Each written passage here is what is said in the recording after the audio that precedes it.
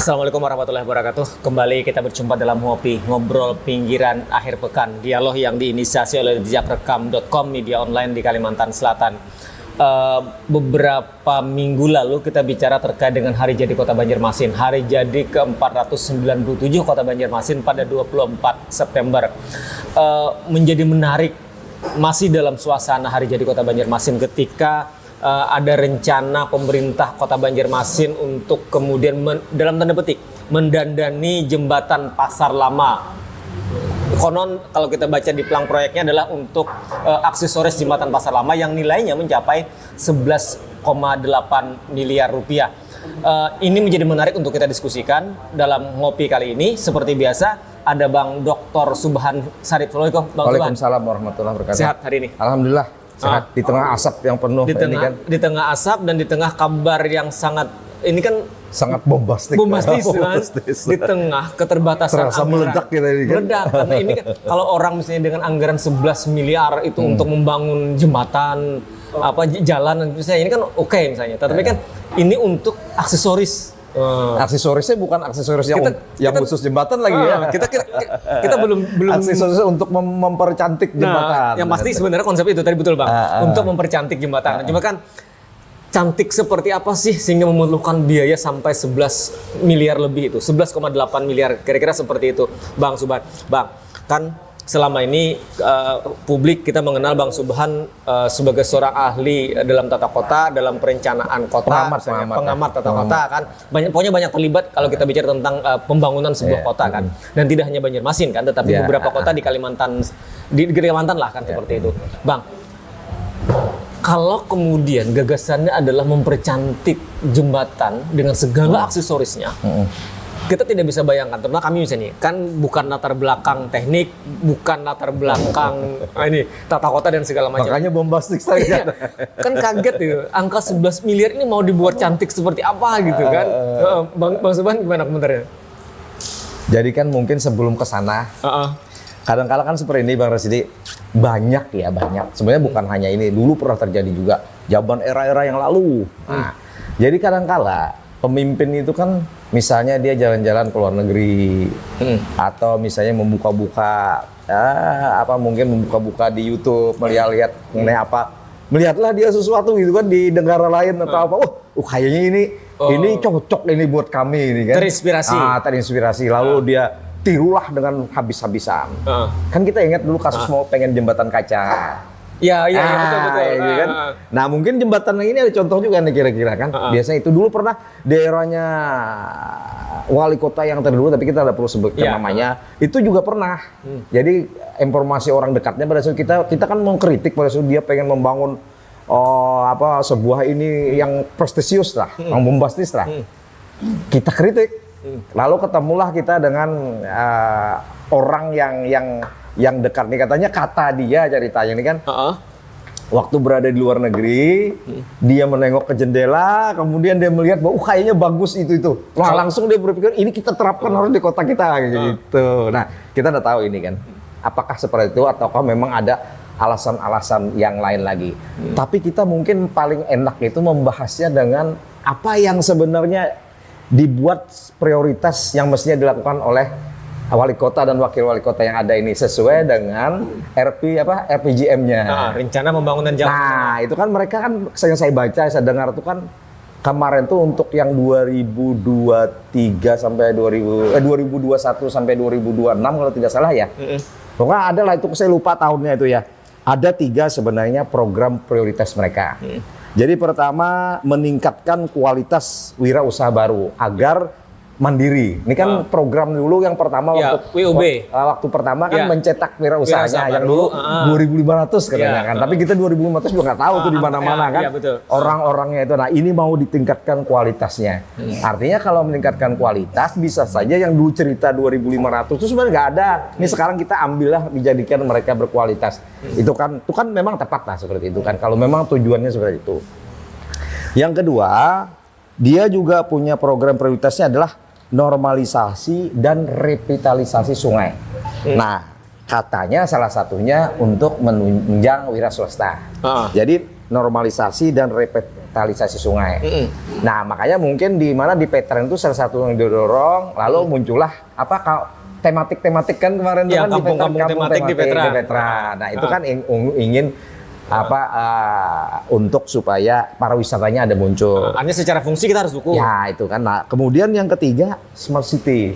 Kan itu kan memang Kota program berbasis IT. Nah, itu. Nah, sekarang kita masuklah ke kasus kita ini kan ke topik yang berbasis ini. Kira-kira ini ada di mana nih? Jembatan dipercantik atau dibikin aksesoris segala macam. Katakanlah tujuannya untuk menarik wisata. Pertama kan itu, kita anggap itulah.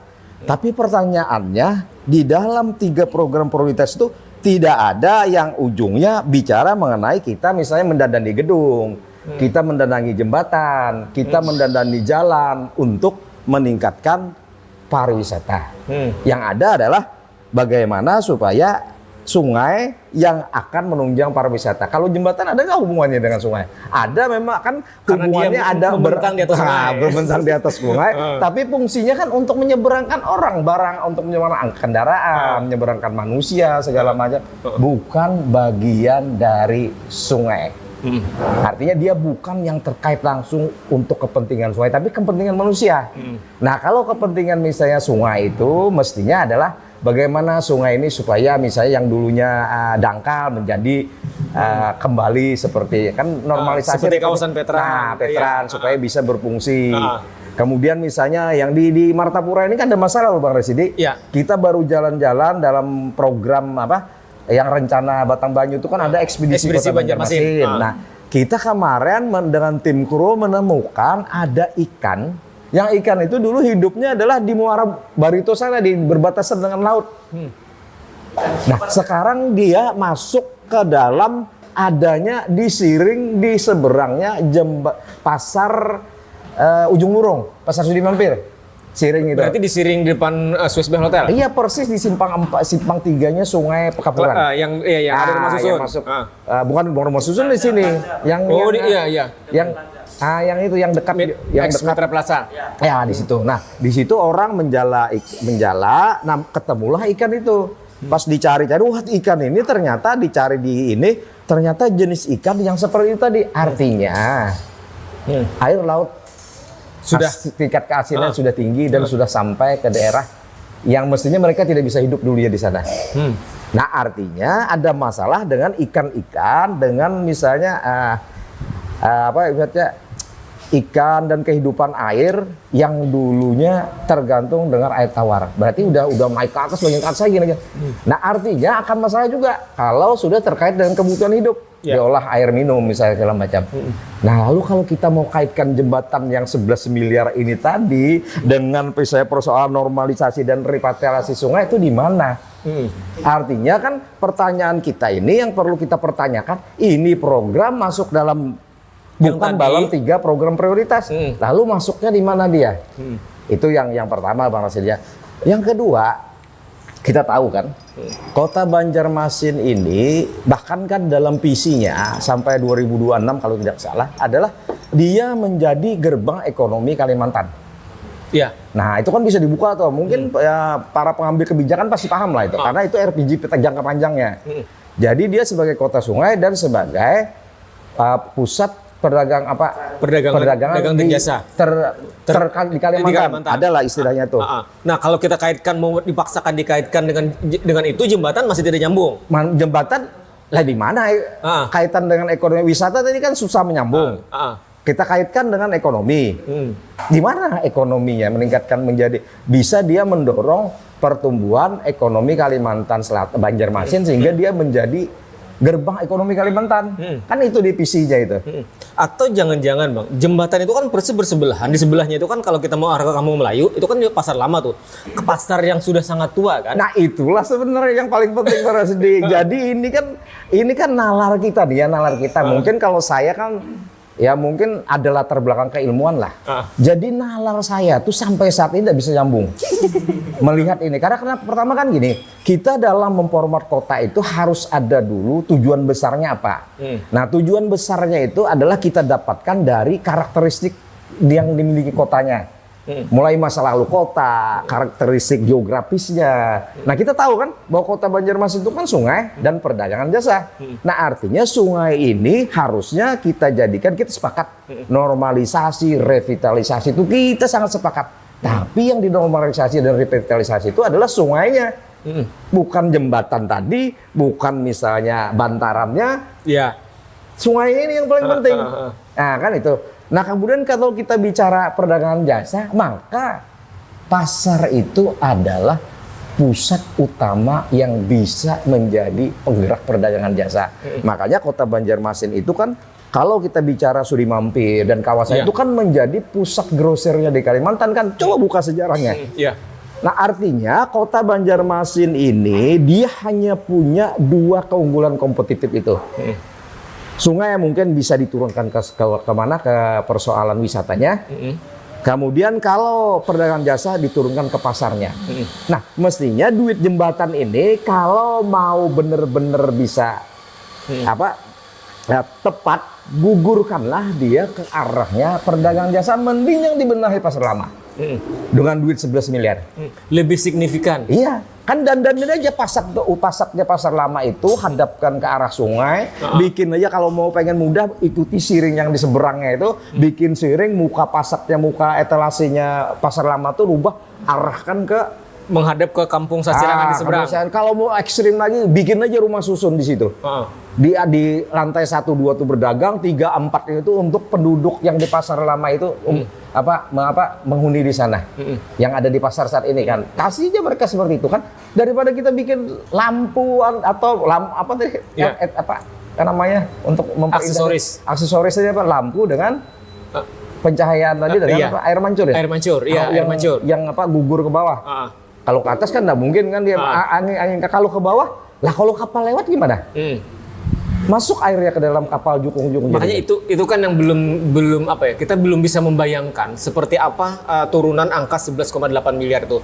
Mungkin sekali-kali kita juga ingin menghadirkan, Bang. Nah, itu perlu. Apakah misalnya dari dinas terkait yang di bawah wali kota atau juga yang penting-penting agak gampang ini kan kita menghadirkan dari DPRD, dari Banggar. Iya, ini kan kita aneh ingin ini. Kan setidaknya tidak mungkin anggaran ini ujuk-ujuk ada kan, pasti ada dibahas bersama dengan DPRD. Iya. Nah, maka kita ingin tahu. Kalau tidak dibahas kan berarti melanggar aturan. Jadi kan artinya dia melanggar undang-undang. Dewan pun melanggar. Iya.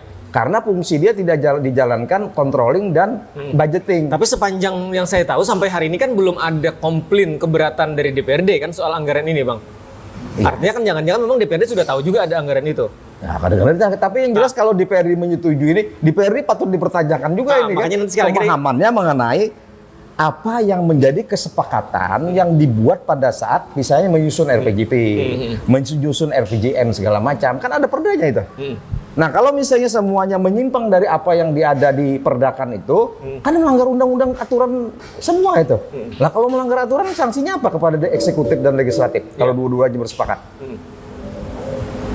Nah ini kan catatan penting ini. Bahkan kalau memungkinkan nih tokoh-tokoh hukum perlu berembuk ini sebenarnya kan. Kalau memang ada indikasi ke arah situ perlu sekali-kali diberikan peringatan ya bahwa ini jangan dibiarkan seperti ini. Bang, kalau melihat fungsi tadi kan jembatan itu kan lebih kepada fungsi orang kan, menyeberang kendaraan dari ujung ke ujung kan. Dari seberang sini misalnya itu sini. Dari Pasar Lama menuju ke Kampung Melayu. Dengan kondisi yang ada sekarang menurut Bang Subhan seberapa urgen sih sebenarnya jembatan Pasar Lama itu untuk didandani?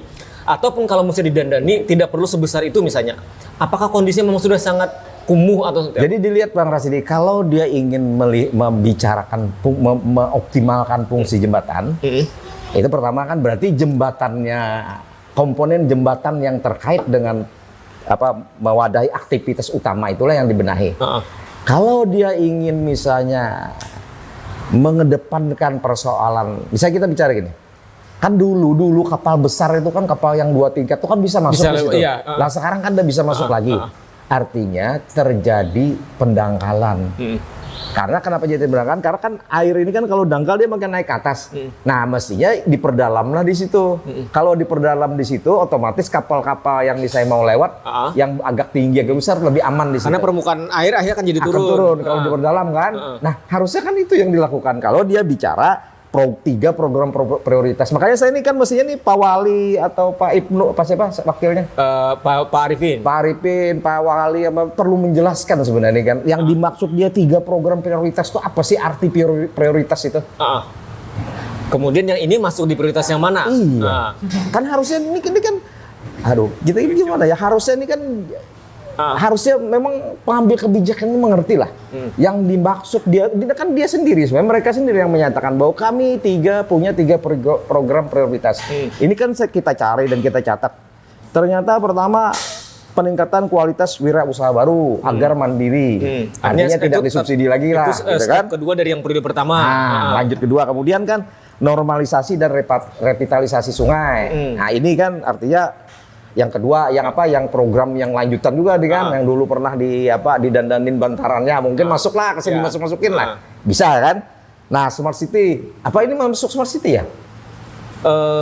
Kalau smart city itu mungkin kan sesungguhnya basisnya IT kan, kota-kota digital. Karena lampu-lampunya itu jadi dibuat gitulah. Nah, mungkin boleh jadi gitu bang. Tetapi kan setidaknya bang Suban, tadi kalau di awal kan bang Suban yang memperbandingkan misalnya dulu ketika jembatan kaca perbandingannya pernah ada di mana misalnya. Kalau misalnya ini kira-kira dalam bayangan bang Suban yang banyak terlibat di dalam perencanaan misalnya bang, ada nggak sih perbandingan jembatan mewah? Jembatan yang kira-kira bisa menjadi contoh, menjadi model untuk kemudian kira-kira menjadi sesuatu yang menarik di kota Banjarmasin untuk kita bawa ke sini.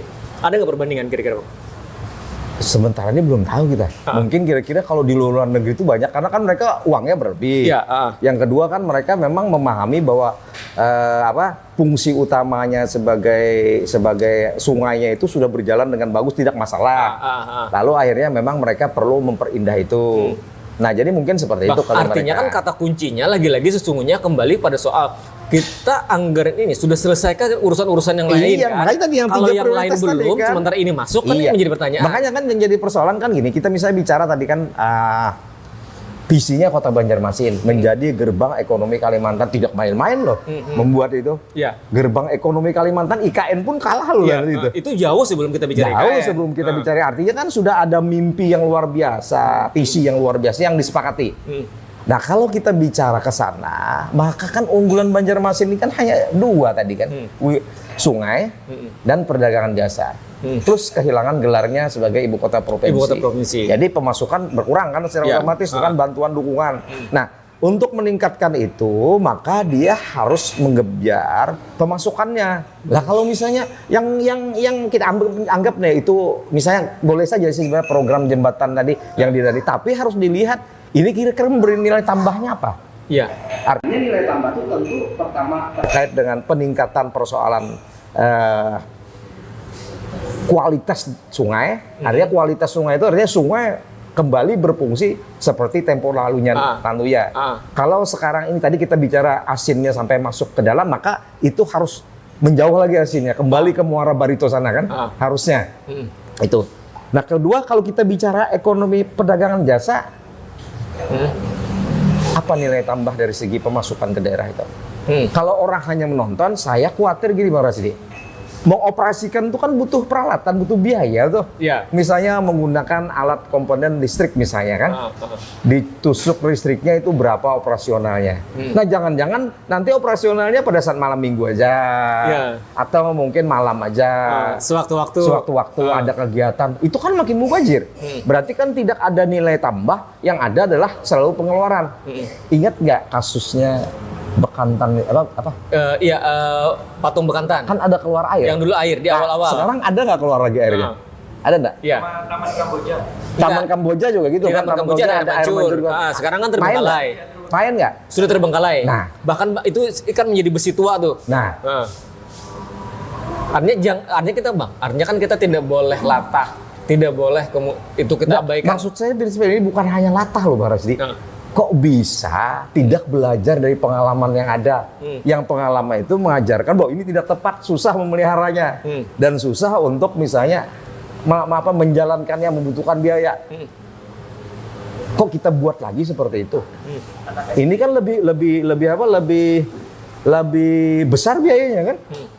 Nah kalau misalnya kita kan kalau ada pepatahnya orang Arab ya. Kalau sampai 2-3 kali kita kena apa tuh sama dengan apa? Keledai tanda kutip. Nah, kita jangan sampai menjadi seperti itu. Kalau misalnya ini ternyata, ini kan kalau ternyata ini misalnya berfungsinya hanya setahun 2 tahun. Ini bahaya. Atau mungkin juga Bang, kan kalau kita menengok ke sebelah sana ada pasar lama. Nanti kalau ke sini arah ke kantor kantor gubernur, kan sekarang dalam proses nih akan dibangun juga rumah jabatan kan, Rumjab Wali Kota. Itu rumah jabatan juga masalah bro di sini. Masalahnya tuh bukan ini kan gini. Kita dalam membangun apalagi itu kan bangunan milik pemerintah ya. Iya, Nah, di situ ada nanti tower yang tinggi, menara tinggi. Di situ nanti pasti menjadi pusat kegiatan masyarakat. Iya. Akan ramai orang di situ. Lah, rumah wali kota Di bawah kan? itu. Berdekatan kan? Iya. Ini bagaimana studi kelayakannya pada saat melakukan itu. Ciri rumah itu, konsep dasar rumah itu harus nyaman, harus aman. Iya. Nah, sekarang nyaman nggak kita misalnya di tengah keramaian orang nanti rame di situ segala macam.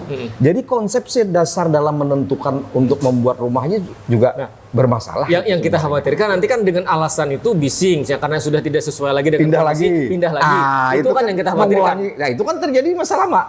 Bahwa begitu dibangun di atas sungai, sungai kan sungai di depan 17 Mei apa 17 Mei ya? Iya, di Sungai Kerokan. Yang bermasalah dulu kan di depan 17 Mei Stadion. Batal di situ. Bikin lagi kan, beli kalau tidak salah rumah di Jalan Pramuka. Di Jalan Pramuka di Komplek PDAM. Ya, Komplek PDAM. Habis itu gak digunakan lagi kan, habis itu meminjam rumahnya wakil wali kota. Rumah wakil wali yang kota. Yang di jalan apa? Yang di Dharma Praja. Nah, itu kan berarti berulang lagi kalau sampai kesalahan seperti itu. Jadi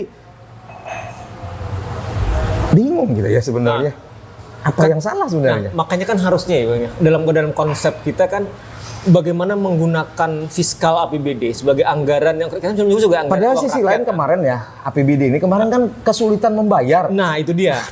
Nah, bagaimana kemudian dengan situasi yang sangat kontradiktif itu kemudian untuk hal-hal yang lain begitu gampangnya misalnya dalam konteks tadi. Nah, makanya Bang Rasidi kan ada hal yang mendasar yang kita ulas sebenarnya minggu lalu itu kan. Kalau tidak salah hari jadi kita ulas adakan bahwa salah satu yang penting itu kadang-kala kan di kepalanya pengambil kebijakan itu adalah dia ingin membuktikan bahwa dia berhasil. Untuk berhasil dia akan mewujudkan dalam bentuk fisik. Oh, jadi seolah zaman saya ini saya udah bangun ini. Saya sudah buat seperti ini. Walaupun nanti hasilnya juga tanda tanya kan, apakah memang benar seperti itu? Apakah model-model seperti itu yang termasuk di Banjarmasin ini? Kita juga perlu melihat lebih dalam lagi itu. Bang, kita setuju bahwa pemimpin itu harus meninggalkan legacy, harus ada yang sesuatu yang ditinggalkan. Tetapi yang ditinggalkan itu harus punya prinsip dan semangat kemanfaatan kan Bang? Kalau kemudian hanya meninggalkan sesuatu monumental tetapi tidak bermanfaat, maka kan akan menjadi catatan sejarah bahwa dia adalah pemimpin yang pernah meninggalkan sesuatu yang tidak berguna bagi kota ini. Kan tidak boleh seperti itu kan? Mestinya, tapi kan sekarang dunia framing, dunia pencitraan kan mudah dicitrakan untuk supaya berhasil, supaya ini. Nah, itu kan mudah tuh. Karena kan artinya ya model-model seperti itu kan menjadi gaya sekarang ini. Pokoknya yang paling penting follower kita bisa tahu bahwa kita melakukan ini banyak, makin ya itulah. Jadi pemimpin dunia maya, dunia nyata dipimpinnya, kemudian hasilnya dinilai melalui dunia maya. Jadi cuma mungkin Bang Rasidi yang harus jadi catatan penting bagi kita semua. Memang mestinya ada sanksi moral. Kalau misalnya bukan sanksi moral, sanksi hukum harus berlaku. Kalau nanti misalnya ini terjadi mubazir, sama seperti misalnya patung bekantan, sama seperti misalnya yang kalau nggak salah ikan yang kelabau itu kan juga keluar air kan dulu. Di atas air ada. Iya, mengeluarkan air di mulutnya. Nah, kan ada jalan juga itu kan. Kemudian yang satunya lagi di Kamboja. Air mancur. Nah, kalau ini ternyata terbukti tidak bisa jalan, maka harus ada sanksi moral dan pertanggungjawab secara hukum kepada mereka-mereka yang mengidekan bahkan membangun itu tadi. Ya, Bang, kan sesungguhnya sekali lagi kita ingin mendudukkan semangat ngopi ini kan bukan kumpulan orang-orang usil yang kemudian mengkritik sesuatu atas dasar suka dan tidak suka kan, Bang? Iya. Tapi kita ini kan bagian dari warga kota. Iya. Tentu kan kita punya hak legal standing untuk kemudian berbicara. Iya, karena duit kita juga. Duit kita juga. Kayaknya kita bayar Kak. Nah, tadi pajak. misalnya kan bukan karena ada problem kita Ini dengan nasi kita makan ini kan ada pajaknya. Iya, Minum ini pajaknya. Pajaknya masuk kemana? Iya, Untuk ini kan pembangunan gara-gara ini. angka 11,8 miliar Iya, lempeng ini jadi nggak habis berbeda. loh ini. Jadi rasanya tuh kurang nyaman. Iya, jadinya. jadi kurang nyaman. Bang, kan sesungguhnya kan kita ingin mendudukkan bahwa kita ini bukan kelompok orang yang tidak suka dengan siapa, tapi kita ingin memberikan kontribusi sudut pandang lain dalam rangka melihat sesuatu. Ya. Tadi misalnya kita kan tidak boleh membiarkan ini kalau memang menurut pendapat kita sesuatu ini ada bermasalah nih. Itu kan yang harus kita ingatkan kan, Bang. Jadi menurut saya kalau orang nih kalau meminjam istilah apa yang tokoh politik saya Rocky Gerung ya. Ini iya. apa akal apa? Akal sehat ya? Akal sehat. Kalau orang itu punya akal sehat tanda kutip Bang Rasidi ya. Ini warga nih, bukan kita yang membuat sih, ya itu kan mereka punya dasar sendiri. Kita warga ini punya akal sehat. Kemudian kita melihat tadi di kiri kanan seberang sini Pasar Lama, di sini Kampung Sasirangan. Coba lihat di Kampung Sasirangan di bawah jembatan itu loh. Itu anak-anaknya mandi masih menggunakan di pinggir sungai dia. Pinggir sungai, iya. Ini kemudian rumah-rumah bangunannya atapnya itu berlapis-lapis di pinggir jembatan. Iya, atapnya terpotong sebelah kelihatan rangkanya. Di seberangnya Pasar Lama. Lah saya ini kan punya ikatan emosional dengan Pasar Lama, lahir di situ. Di atas yang saat ini kumuh itu. Nah, kita melihat itu sendiri suasananya Pasar Lama itu kan sangat kumuh. Lah harusnya 11 miliar dibagi yang punya akal sehat. Pasti mikir, ngapain kita mendandani jembatan ini? Harus sampai 11 miliar? Mending kita dandaninya Pasar Lama itu. Jelas pertama bermanfaat bagi publik. Publik yang berdagang. Kemudian meningkatkan ekonomi, pendapatan bagi kota. Kemudian kalau toh pengen mengangkat sungainya, bikinlah di situ seperti misalnya pasar yang terapung, yang modern misalnya. Misalnya gini kan kita bikin panggung, kemudian perahu itu bisa langsung masuk ke pasar. tambat, Kan bisa, serahkan kepada ahlinya lah. Jadi kalau misalnya pemerintah tidak sanggup mendesainkan itu, kita beri gratis lah mendesainkan. Artinya angka 11,8 miliar itu bisa bertahap untuk menata kawasan itu sesungguhnya. Kan bisa. Jadi 11 miliar pertama itu. Berapa dulu yang kita bangun? Manfaatnya pasti banyak. Jadi itu lebih signifikan manfaatnya. Ya itu dan itu kan artinya kita menggunakan akal sehat kita. Artinya yang harusnya kita kedepankan, yang kita utamakan adalah kita bicara soal skala prioritas. Mana yang hari ini harusnya kita dahulukan. Bukan kita kemudian menolak aksesoris jembatan. Oke misalnya itu, tapi kan setelah yang tadi urusan-urusan utama urusan utamanya bayar, dan yang paling penting itu kan kita kan sudah tahu Bang, sejak dulu kan kita ini kan mengalami banjir di 2021. Nah ini mestinya fokus kita bahwa ada yang sebenarnya harus kita benahi nih di Banjarmasin ini. Nah, berarti normalisasi dan repatriasi sungai itu menjadi sangat penting. Nah kemudian kita juga mengalami sering kebakaran.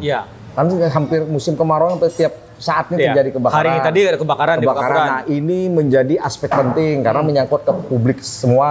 Nah kemudian kita juga kawasan tertentu begitu air laut naik, air sungai naik tergenang, termasuk kampus Unlam, termasuk kawasan Basiri, termasuk kawasan di Jalan Pembangunan. Jamri jam-jam. Nah banyak yang ini mestinya kita di sinilah fokus kita. Makanya kan mungkin Bang Rasidi akal sehat kita dengan akal sehat mereka yang pengambil kebijakan itu beda. Nah, jadi mungkin beda cara landasan pijakan kita menggunakan akal kita itu mungkin beda. Jadi mungkin menurut mereka yang cara sehat-sehat itu seperti itu. Tapi menurut kita itu tidak sehat seperti itu. Jadi inilah sudut pandang. Tapi waktu nanti akan membuktikan. Ini sudut pandang lain ketika kita bicara hari ini. Tapi setuju Bang, waktu ke depan akan menjawab. Akan membuktikan. Makanya kan catatan kita hari ini membicarakannya, kita lihat dalam setahun ke depan atau 2 tahun ke depan.